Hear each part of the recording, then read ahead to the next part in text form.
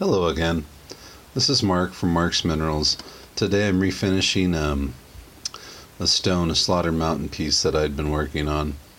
I pulled out some good greens, but it was very monotone and I was looking for something more. So I'm going to go back over it. And sometimes when you have a stone with good color, it's intimidating to go in and like when it's already showing good color, it's intimidating to go back in. But the advantage of that is sometimes my favorite thing to do is you take one of the edges down or cut away all the debris till you see the color patterns, and they develop in layers, like a layered agate. So what you can do is find one of those color layers and then follow it in sheets across all these bubbles, across those peaks and valleys. And there might be some hesitation marks, there might be a mud pocket, there might be something in there to stop you, but you can always work around that. Idea is that's going to be a better example of what you can work with. Today I'm working with 1.8 millimeter and 2.35 millimeter diamond. These are diamond sintered. These aren't, but I love these because they're small, tight, great for getting into little tight places. Again, make sure you're wearing at least a mask. You should be wearing an N95 so you're not breathing the dust. I like to use lots of water to reduce rock dust and in and around the house and in my lungs. Excuse me. So make sure you have a fairly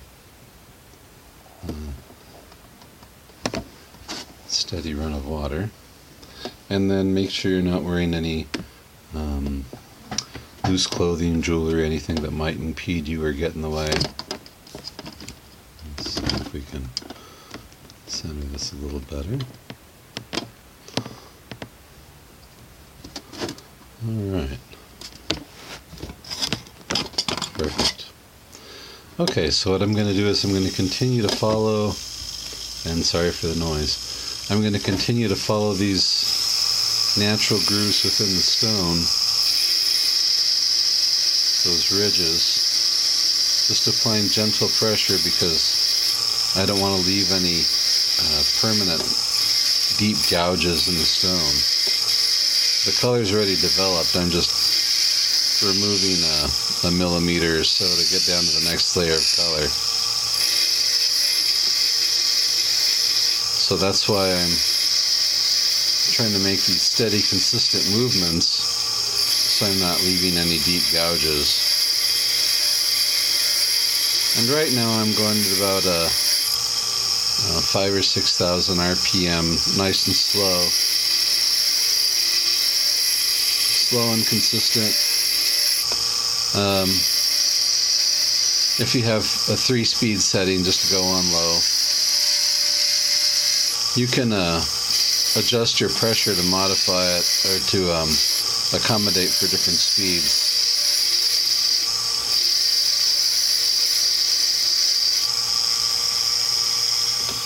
So that's what I'm doing with the 1.8 millimeter. I'm getting down, and I'm actually getting down into the valleys and trying to expose that. This is a finer bit, and so the red is fine and the yellow is extra fine. So with those, I'm going to come back in. Excuse me. Separate those out. Get me. There we go. And then with a 2.35. I'm just going to make sure that I didn't leave any gouges, smooth everything out with a nice, gentle, even pressure. And I'm going to continue to do this, and as I go in between, I'm going to wipe the stone down, dry it off, and inspect it to see if I did leave any deep gouges, so I could go in and address them and get them removed. I know the stone has a lot of layers and good color potential. So I just have to trust that it's going to be down there. And if I expose an area that doesn't have good color, I can hopefully go a little bit further and try to get to the next color layer. Otherwise, I might have to retrim the stone to center its color best. So that's basically what I'm doing. I'm going to continue going down. That you can see where there's a delineation, where there's the next sheet of color, and it starts to present at this reddish brown, and it opens up to this bronze, and then it'll open up to your next color sheet, usually green, and then maybe purple or blue. Just keep track of your layers as you're going down. So I'm going to go in, I'm going to continue to remove this kind of dull, mediocre green, get past that because I know that there's brighter color underneath. I've seen it. Let's see if we can expose that. I saw a color flash. There we go. There's some blue in here. It starts to present. So that's going to be in sheets across this way. So I can still go down halfway into the stone to remove color as I go.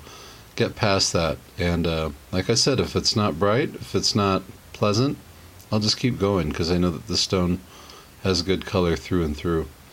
You can candle it, hold it up to the light and tell the depth of the color.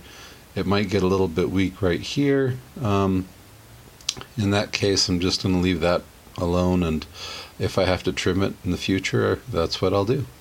So this is my Slaughter Mountain. I'm working from an already cut stone and retouching. Again, don't be afraid to do that. Just take your time, have patience, and take frequent breaks to dry off the stone and assess it, and stretch your eyes and stretch your hands. Make sure you're having fun and being safe.